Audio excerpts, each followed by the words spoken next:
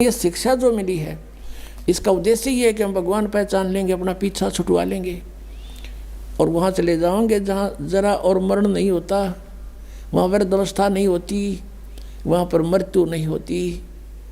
तो फिर हम वही ना रहेंगे, यहाँ क्या करेंगे? यहाँ जो कितना सुखी है आपके पास, बच्चे भी हैं, संतान अच्छी है आपकी और खूब यहाँ संसारिक भौतिक सुख भी है। कल मृत्यु हो जा, भक्ति बिना अगले दिन गधा बन गया, बता चाट ले उस ठाठ ने जो छोड़ के चला गया, क्या काम आया आपके?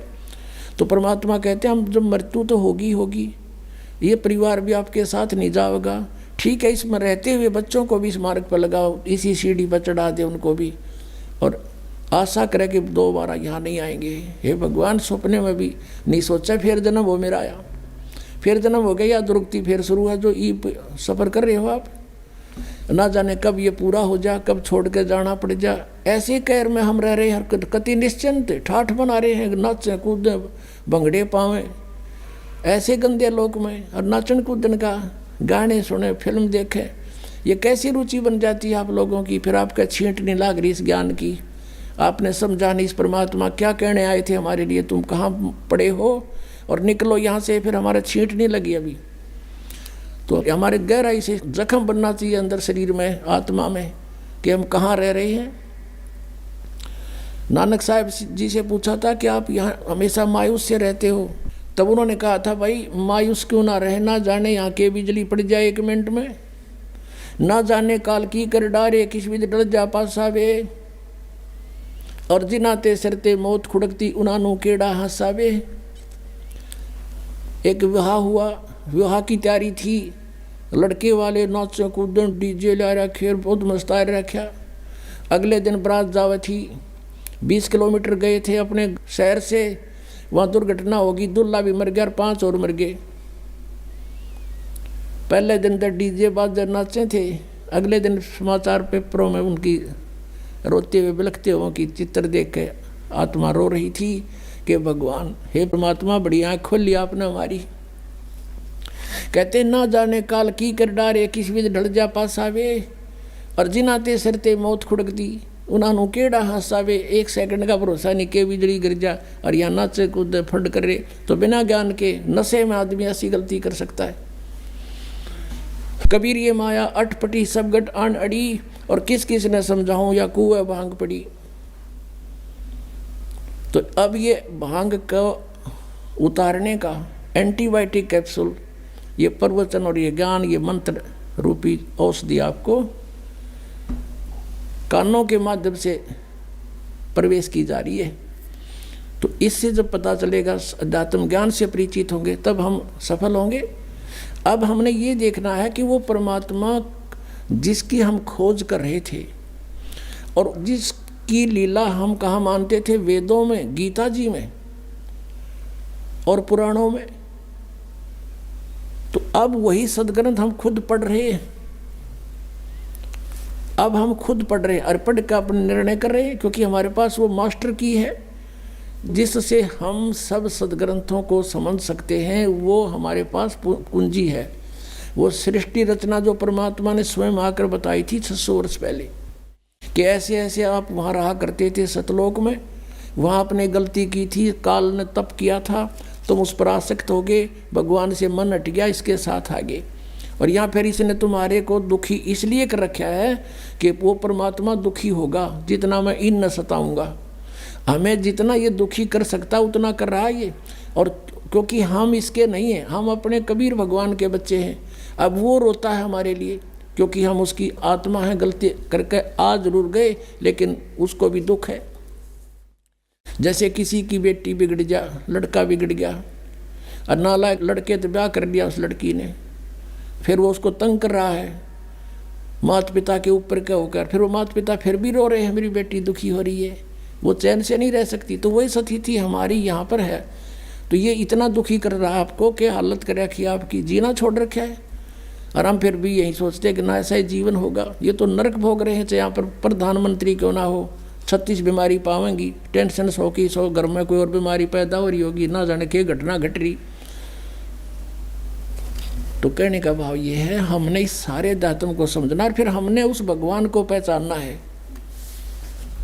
और जिस परमात्मा के विषय में ये कहा जाता रहा है कि वेदों में उस भगवान का ज्ञान भरा पड़ा है, उसकी जानकारी है, वो क्या जानकारी वेदों में देखिएगा।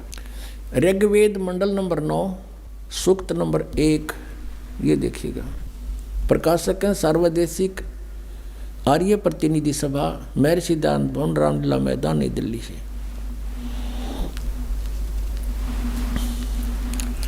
मुद्रक के Prince offset printers 1510 Pataudi house, Daryaganj, नई दिल्ली से। इसका 9वें मंडल का प्रथम सूक्त पढ़ेंगे। ये 9वां मंडल, 9वां मंडल। अब यहाँ से थोड़ा सा ये देखना है कि इन्होंने, क्योंकि ये भगवान को निराकार मानते रहे, इसलिए आगे चल के थोड़ा सा इन्होंने गड़बड़ की है, उसको यहाँ से पहचाना जाएगा। 1 नंबर मंत्र है मंडल नंबर 9 के सूक्त नंबर 1 का मंत्र 1। इसमें लिखा है कि हे परमात्मन, ठीक, यानी परमात्मा की जानकारी है ये। ऋग्वेद मंडल नंबर 9 सूक्त 1 मंत्र अब 2 पढ़ रहे हैं। इसमें लिखा कि हे परमात्मन आप, ठीक। और फिर तीसरे में हे परमात्मन आप, परमात्मन आप। चौथे में हे परमात्मन आप, यानी परमात्मा की महिमा चल रही है। और 5वें में हे परमात्मन आप तुमको। और फिर अब 6ठे में हे परमात्मन आप। अब 7वें में गड़बड़ होगी, इनके मुश्किल होगी, आगे तो भगवान को साकार लिखा है। अब 7वें में लिखना शुरू कर दिया उस पुरुष को, पुरुष को गड़बड़ करनी शुरू कर दी ना। अब 8वें में फिर लिख दिया उस पुरुष को, यहाँ लिखना था उस परमेश्वर को। अब थोड़ा सा ये कंसेप्ट फिर क्लियर करना पड़ेगा। अब इन वेदों के अनुवादकर्ता महर्षि दयानंद और उनके अनुयायी हैं। अब महर्षि दयानंद के सिद्धांत को वो फाइनल मान कर चल रहे हैं कि भगवान निराकार है, और जो भी उसने लिखा है, जो भी मीनिंग दिए हैं, उसको वो सत्य मानकर उसके आधार से चलते हैं। अब देखिएगा, एक पुस्तक है महर्षि दयानंद द्वारा लिखी, ये है ओम, ये महर्षि दयानंद सरस्वती कृत ये पुस्तक है। ऋग्वेद आदि भाष्य भूमिका ये पुस्तक का नाम है।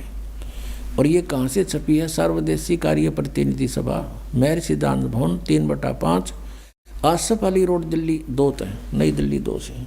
ये देखिएगा, इसके ये सृष्टि विद्या विषय संक्षिप्त, ये एक विषय है इसका।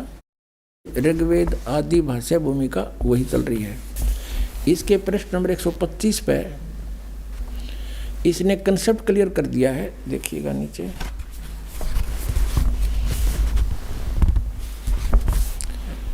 ये लिखा है यत पुरुष, और इसका अर्थ लिखा है पुरुष उसको कहते हैं जो सर्वशक्तिमान ईश्वर कहाता है। अंडरस्टूड हो गया?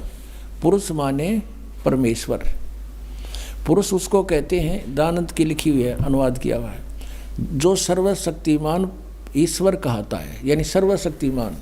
ये भी इसने ना ईश्वर का वेरा था ना परमेश्वर का, फिर भी जो इनके अनुयायियों को ये मानने हैं कि दयानंद ने जो कहा वो सच्ची है, यानी पुरुष माने परमेश्वर। तो अब फिर पढ़ेंगे इसको। अब सिद्ध हो गया कि पुरुष माने परमेश्वर। अब हम यहाँ जहाँ पर इन्होंने गड़बड़ीकरण की सोची है भी, इसको इससे क्लियर कर लेंगे कि जहाँ पुरुष लिखा है वो परमेश्वर है, भगवान जो सर्वशक्तिमान का आता है वो उसको पुरुष कहते हैं। तो ये देखिएगा, अब हम वही आगे हैं। ऋग्वेद मंडल नंबर 9 सूक्त नंबर 1 का और मंत्र नंबर 6 तक तो ये परमात्मा लिखे गए, और 7वें में जब लागी लवा बात भगवान की साकार की सह शरीर की, वहाँ पुरुष लिखना शुरू कर दिया। क्यों सोचा को व्यक्ति के बारे में बात होगी, पुरुष माने उस परमात्मा को। अब देखो 8वें में कमाल कर दिया, उस पुरुष को यानी उस परमेश्वर को उग्र गतियाँ प्रेरणा करती हैं। ये बताएंगे आपको सृष्टि रचना में कि सब बहुविध जीवन कीन पुकारा, तपशिला पर जल रहे थे जब हाहाकार मच रहा था। भगवान वहाँ उन परिस्थितियों को देखकर वहाँ आए अपना ज्ञान समझाने के लिए। तो उस परमेश्वर को, पुरुष माने परमेश्वर सिद्ध हो गया, उस परमेश्वर को उग्र गतियाँ प्रेरणा करती हैं, यानी कुछ ऐसी स्थिति बन जाती है जैसे ही भाहाकार माचर्या, कुछ जीवन नहीं रहा प्राणी का, एक माया जोड़न का उद्देश्य बन गया। तो उस समय में परमात्मा या स्वयं आते हैं या अपना दास कोई भेजते हैं अपनी पावर दे करके। तो उस पुरुष को उग्र गतियाँ प्रेरणा करती हैं। जब परमात्मा स्वयं आते हैं उस समय का जिक्र है। और भासमान शरीर को यानी तेजोमय शरीर को वह पुरुष यानी वह परमात्मा प्राप्त होता है। पुरुष माने परमात्मा। क्लियर हो गया। अब देखो ऋग्वेद मंडल नंबर 9 सूक्त नंबर 1 का आगे हम पढ़ रहे हैं।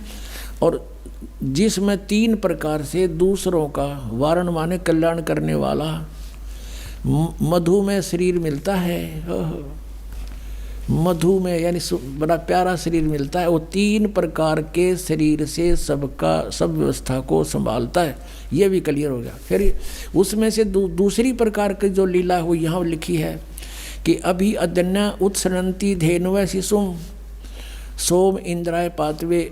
उस सोम स्वभाव वाले श्रद्धालु पुरुष को, ये पुरुष हटा दिया यहाँ पर, अमर पुरुष लिखना था। सोम माने उस चंद्रमा के से शीतल स्वभाव वाले भगवान अमर पुरुष को, और पुरुष माने यहाँ पर परमेश्वर समझो।